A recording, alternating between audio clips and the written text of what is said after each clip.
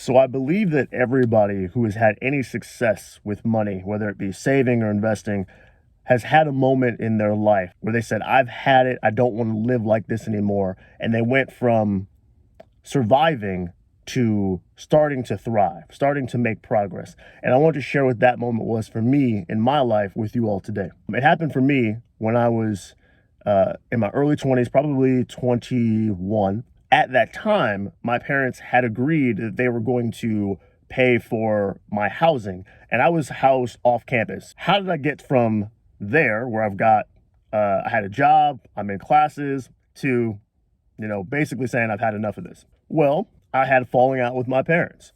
And in that junior year, going into that junior year, we were not on good speaking terms.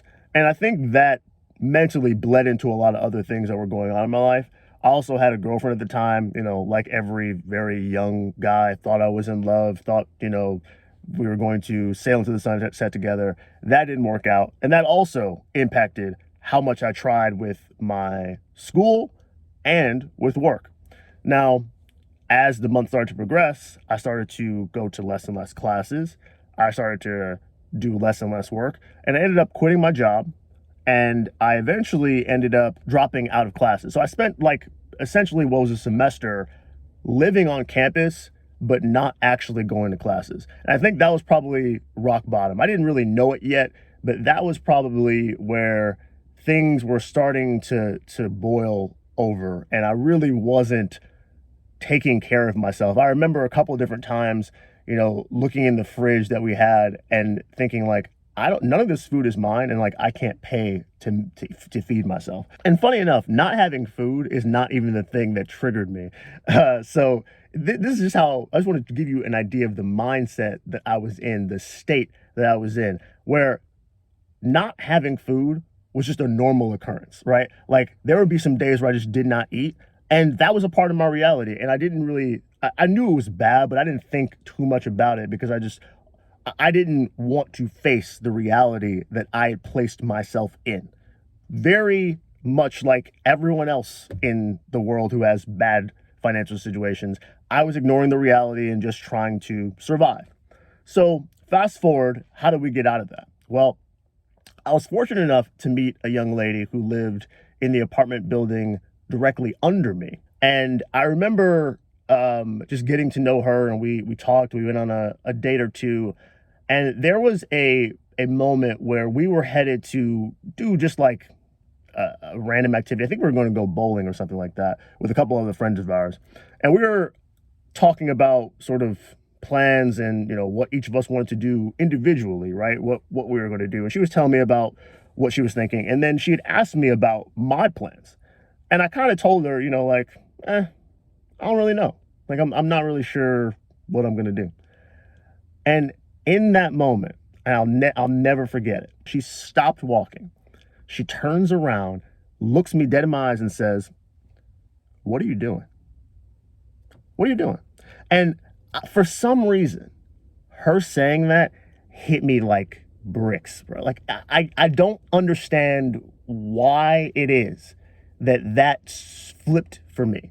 But when she said that and I didn't have an answer, man, that it hurt me, but it also woke me up. That woman is now my wife. And I told her, I really don't know. I don't remember exactly what my response was, but I do remember that very moment of her saying that to me, looking me in my eyes, right? And that also told me something about her, something about someone who was, for the most part, a stranger to me. I was getting to know my wife at that point. I didn't know that we were going to be together long term. Someone being that brutally honest was a wake-up call for me because they could see that I wasn't doing well. And having her say that to me told me that she was someone that I could count on to tell me the truth. A couple of weeks after that, I took a long, hard look at myself and said, what am I, if I really don't want to live like this? I don't want to be dependent on everybody else, right? Because that's what really came out of it, is that I was not really living. I was just sort of living the life that I was being allowed to live based on the people around me who could take care of me, basically, because I wasn't taking care of myself. And I asked myself, if I really want to be in a position where I can depend on me, what has to happen, right? So I made a plan. And again, at that time, I was not on good speaking terms with my parents, but I had to swallow my pride and go back home and realize, like, listen, I'm not doing anything here. I'm not actually in classes. I'm not doing any work. So it's time for me to go to work. It's time for me to step up, make some money, and figure out how I'm going to get out of this hole. The other thing at that time was that one of the reasons my parents and I were now on good speaking terms is because of our falling out, they did not pay for my housing. So I'm having regular conversations with the landlord at that time, who was a gem of a man. He completely understood where I was at and just gave me so much grace. He let me live there the entire semester. And I set up an agreement with him basically saying, listen, my parents are not going to pay. I'm going to figure out a way to pay you. I don't know how I'm going to do that yet, but I promise you I'm going to figure it out.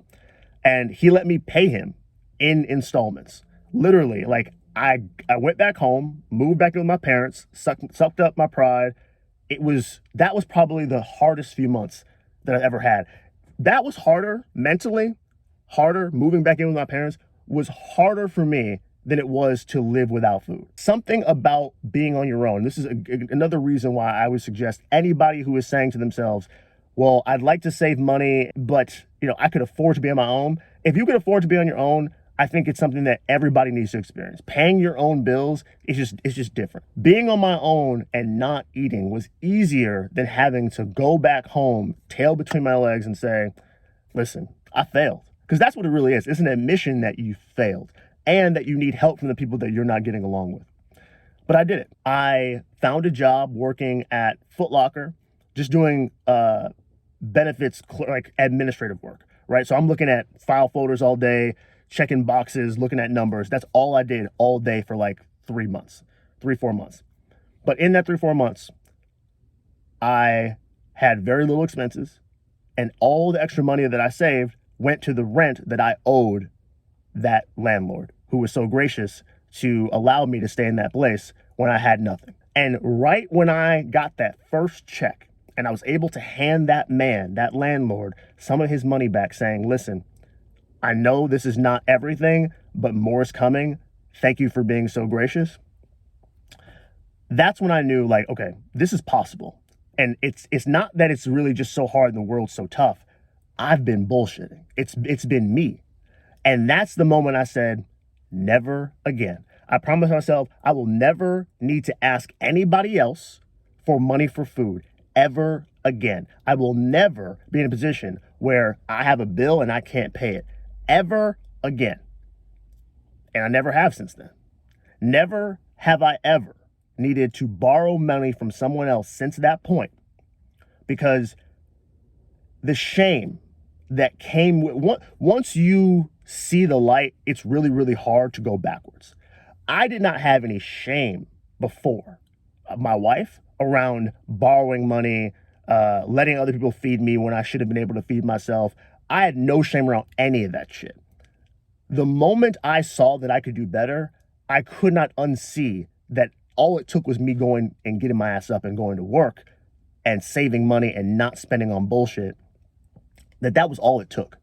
Getting out of my head, out of my own butt. That was all it took. And once you see that, you can't unsee it.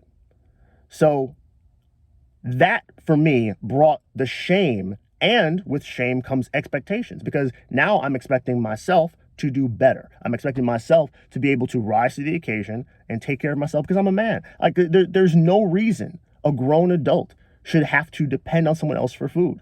Like it's very, very simple. Again, the reasons for why your situation is the way it is, we all have struggles, all of us. And there's always a good, valid excuse for why this is this way and that's that way. But the crux, the bones of it are all the same.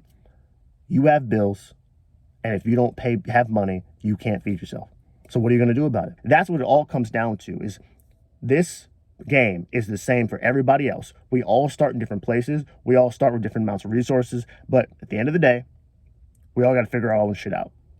Now, that was my experience. But let me just make some acknowledgments really quick. I understand that, again, I was very fortunate. I was a kid that was throwing away my opportunities because honestly, I didn't see much in myself. And I think that's pretty common for kids, especially young adults. The reality is a lot of us go to college without any aim for our lives. We have no idea what we're doing there. We're all sitting there partying. That's all we're doing. With that comes a lot of uncertainty and a lot of bad decisions. Most importantly, I had a woman who was able to just be honest with me. And since then, I've been trying, and I shit you not, I've been trying all types of things to be able to create something for myself. Now, a lot of those things have been wildly unsuccessful, but guess what's been constant? My wife's always been in the background saying, all right, go for it. Try it. Try that. Try that. Because just like when she saw me in that bowling alley lobby, she saw something in me that I often struggle seeing in myself. And that's just general belief. The belief that she has in me is insane. I can't even begin to describe how much that woman believes in me. And it has been amazing to see, but also very humbling, because there's been times where I didn't think I was capable of just doing the simplest shit. But with someone like that in your corner, it's very hard to not get up every day and try your best. It's very hard to not get up every day and to say, listen, I just go perform to not only prove to myself that I can, but to prove to the other people that they were not wrong to put their trust in me. And it's a great thing. So anyway, I just want to share what moment for me I sort of transitioned into, and I went from, knowing absolutely nothing about finances, right? Just what my parents had told me and nothing else, which was not very much, to rock bottom, to never again. And with never again came a whole slew of other steps. It came, what don't I know, right? That was the next question. What don't I know? What have I been missing out on? Research, development, implementation.